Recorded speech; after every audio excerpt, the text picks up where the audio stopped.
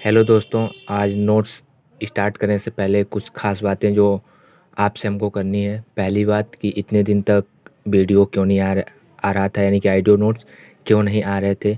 तो मेरा health issue कुछ कुछ हो गया था जिससे कि वीडियो नहीं बना पा रहा था, इसलिए नहीं आ रहा था। और दूसरी बात, बहुत सारे लोग ये कमेंट कर रहे हैं कि फुल चैप्टर वन शॉट में बनाइए, इस तरह से छोटा छोटा मत बनाइए। तो वो भी मैं बना दूंगा, लेकिन क्या है कि बहुत बड़ा वीडियो हो जाएगा, फिर आपको भी देखने में प्रॉब्लम होगा और हमें भी अपलोडिंग करने में थोड़ी सी दिक्कत आएगी। बाकी जैसी आपकी इच्छा, इस वीडियो में कमेंट करके हमें बताइएगा कि आपको वीडियो कैसा चाहिए। वन शॉट चैप्टर चाहिए, यानी कि जितने भी नोट्स हैं सबका एक ही वीडियो में कंबाइन करके बना दूं, या फिर अलग अलग लेक्चर बाई लेक्चर ही बढ़िया है। मेरे ख्याल से तो लेक्चर वाइज बढ़िया है, क्योंकि छोटा छोटा रहेगा। और लेक्चर वाइज में एक चीज़ और कि डेली आपको मिलता रहेगा। और आज से जो आज तरुण सर स्टार्ट किए हैं प्लांट ग्रोथ एंड रेगुलेशन, उसका आइडियो नोट्स कल सुबह तक, यानी कि कल बायो का क्लास स्टार्ट होने से पहले आपको मिल जाएगा। और डेली ऐसे ही चलता रहेगा कि क्लास जो है दूसरा क्लास स्टार्ट होने से पहले उसके पिछले क्लास का नोट्स आपको मिलता रहेगा, और ये फ़ायदेमंद भी रहेगा। और बाकी आपको नोट्स कैसे चाहिए, वन शॉट चैप्टर चाहिए या फिर डेली बेसिस पे चाहिए, हमें कमेंट में बता दीजिएगा। और दूसरी बात कि कुछ बच्चे ये भी कमेंट किए हैं कि हमें हैंड रिटन नोट्स का पीडीएफ दे दीजिए या फिर एक इन बैच का पीडीएफ दे दीजिए। तो कौन सा पीडीएफ चाहिए हमें कंफर्म नहीं हो पा रहा है कि मेरे हैंड रिटन चाहिए या टाफर्स का हैंड रिटन जो चैनल पे अवेलेबल है वो चाहिए।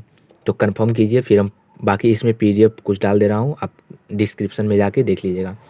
तो चलिए स्टार्ट करते हैं breathing and exchange of gases का लास्ट लेक्चर। और इसके बाद कल सुबह तक आपको plant growth and development botany वाला आइडियो फॉर्म में मिल जाएगा। तो सबसे पहले इसका स्टार्टिंग होता है रेगुलेशन ऑफ ब्रीथिंग से, कि जो भी हम ब्रीथ लेते हैं, चाहे इंस्पिरेशन हो या फिर एक्सपायरेशन हो, उसको आखिर कंट्रोल कौन करता है। कोई तो है जो कंट्रोल करता होगा। आपको पता है कि जितने भी हमारे अंदर केमिकल रिएक्शन होते हैं या फिजिकल रिएक्शन, जो भी क्रियाएं चलती रहती हैं बॉडी के अंदर, उन सब का कंट्रोल एक ही ऑर्गन करता है, उसका नाम ब्रेन है, सबको ही परिचित है। तो ब्रेन में ही पाया जाता है मेडुला ऑब्लोंगेटा। और मेडुला ऑब्लोंगेटा जो है वो थोरेसिक मसल्स को कंट्रोल करता है, और थोरेसिक मसल्स से ही इंस्पायरेशन और एक्सपायरेशन होता है, आपको पता है। अब बात करते हैं कि मेडुला ऑब्लोंगेटा को कौन कंट्रोल करता है। तो हार्ट कंट्रोल कर सकता है, ब्रेन कंट्रोल कर सकता है, और भी छोटे छोटे आर्गन हैं जो मेडुला ऑब्लोंगेटा को कंट्रोल करते हैं। और मेडुला ऑब्लोंगेटा थोरेसिक मसल्स को कंट्रोल करता है। यहाँ बात करते हैं हम नर्वस रेगुलेशन ऑफ ब्रीथिंग, जो कि मेडुला ऑब्लोंगेटा के द्वारा होता है। मेडुला ऑब्लोंगेटा में दो तरह के ग्रुप पाए जाते हैं, पहला डीआरजी, दूसरा वीआरजी। डीआरजी जो होता है वो डोर्सल रेस्पिरेटरी ग्रुप है, और वीआरजी वेंट्रल रेस्पिरेटरी ग्रुप है। डीआरजी यानी कि डोर्सल रेस्पिरेटरी ग्रुप में मेनली इंस्पायरेशन होता है, और वीआरजी में एक्सपायरेशन होता है। जो डीआरजी है उसमें उसको हम रेस्पिरेटरी रिदम सेंटर भी कहते हैं। और control of normal breathing only inspiration, एक केवल इंस्पायरेशन को ही कंट्रोल करता है और नॉर्मल ब्रीथिंग को कंट्रोल करता है। इसका एक ये जो है मेनली दो चीज़ों के कंट्रैक्शन पर फोकस करता है, पहला डायफ्राम और दूसरा है EICM, यानी कि एक्सटर्नल इंट्राकोस्टल मसल्स। अब बात कर लेते हैं वीआरजी का। वीआरजी क्या करता है, यह फोर्सफुली एक्सपायरेशन कंट्रोल करता है। और यह किसके किसके कॉन्ट्रैक्शन से कंट्रोल होता है, तो IICM यानी कि इंटरनल इंट्राकोस्टल मसल्स और एब्डोमिनल मसल्स के द्वारा होता है। एक चीज़ और ध्यान देने वाली बात है कि जो मेडुला ऑब्लोंगेटा है वो इंटरकोस्टल मसल्स और डायफ्राम का जो कंट्रैक्शन करता है वो इनवॉलेंट्री कंट्रोल है। अब इसे वॉलेंट्री कंट्रोल में लाने के लिए कौन रिस्पांसिबल होता है, तो आपको पता है हमारे ब्रेन में सेरिब्रम पाया जाता है, सेरिब्रम के बाद पोन्स पाया जाते हैं, और पोन्स के बाद मेडुला ऑब्लोंगेटा पाया जाता है। तो सेरिब्रम है वही वॉलेंट्री कंट्रोल के लिए रिस्पांसिबल होता है, जो कि पॉजिटिव और नेगेटिव दोनों सिग्नल मेडुला ऑब्लोंगेटा को भेज सकता है, और यह मेडुला ऑब्लोंगेटा वॉलेंट्री कंट्रोल कर सकता है। अब बात कर लेते हैं पोन्स की। पोन्स क्या होता है, पोन्स में भी दो तरह के सेंटर पाए जाते हैं, एक न्यूमोटॉक्सिक सेंटर और दूसरा एपन्यूमोटॉक्सिक सेंटर। न्यूमोटॉक्सिक सेंटर को स्विच ऑफ सेंटर भी कहते हैं, जो कि इंस्पायरेशन को स्टॉप करता है। लेकिन यह इंस्पायरेशन कितने समय तक मतलब रुका हुआ रह सकता है, स्टॉप हो सकता है, तो केवल 1 से 5 सेकेंड, यानी कि 1 से 5 सेकेंड तक ही रोक सकते हैं, इससे ज़्यादा नहीं। एम्स का एक क्वेश्चन है कि if pneumotaxic centre become hyper, यानी कि न्यूमोटॉक्सिक सेंटर हाइपर हो जाता है तो क्या होगा, रेट ऑफ रेस्पायरेशन बढ़ेगा या घटेगा? तो आंसर आएगा कि बढ़ेगा, क्योंकि हमें प्रॉपर ऑक्सीजन नहीं मिल रहा है, तो इसलिए ब्रेन जो है उसको रेस्पायरेशन के रेट को और बढ़ा देगा ताकि ऑक्सीजन हमें मिले। और यह होता कैसे है कि ड्यूरेशन ऑफ ब्रीथिंग शॉर्ट हो जाता है, जो ड्यूरेशन है ब्रीथिंग की वो शॉर्ट हो जाता है और रेट ऑफ रेस्पिरेशन बढ़ जाता है। अब बात कर लेते हैं एपन्यूमोटॉक्सिक सेंटर की।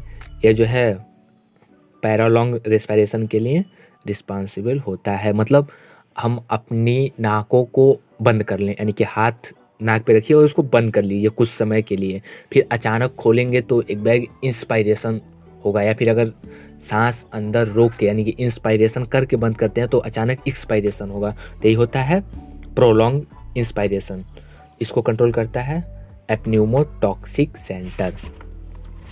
अब बात करते हैं कि केमिकल रेगुलेशन, ये तो हो गया हमारा नर्वस रेगुलेशन। अब केमिकल रेगुलेशन जो सेंसर वाला कंसेप्ट है उसको देख लेते हैं। तो बेस्ड ऑन कीमो रिसेप्टर में सेंसर, जो केमिकल्स पाए जाते हैं हमारे बॉडी में वो कैसे एक्ट करते हैं। तो ये मेनली दो चीज़ों को सेंस करते हैं, दो चीज़ों के लिए सेंसिटिव होते हैं, पहला एच दूसरा कार्बन डाइऑक्साइड।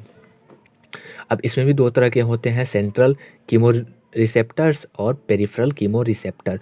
जो सेंट्रल कीमो रिसेप्टर हैं वो ब्रेन में मेडुला ऑब्लोंगाटा के पास पाए जाते हैं, और जो पेरिफेरल कीमो रिसेप्टर हैं वो मेनली दो जगहों पे पाए जाते हैं, एक कोरेटेड आर्टरी के पास और दूसरा ऑर्टिक आर्क के पास।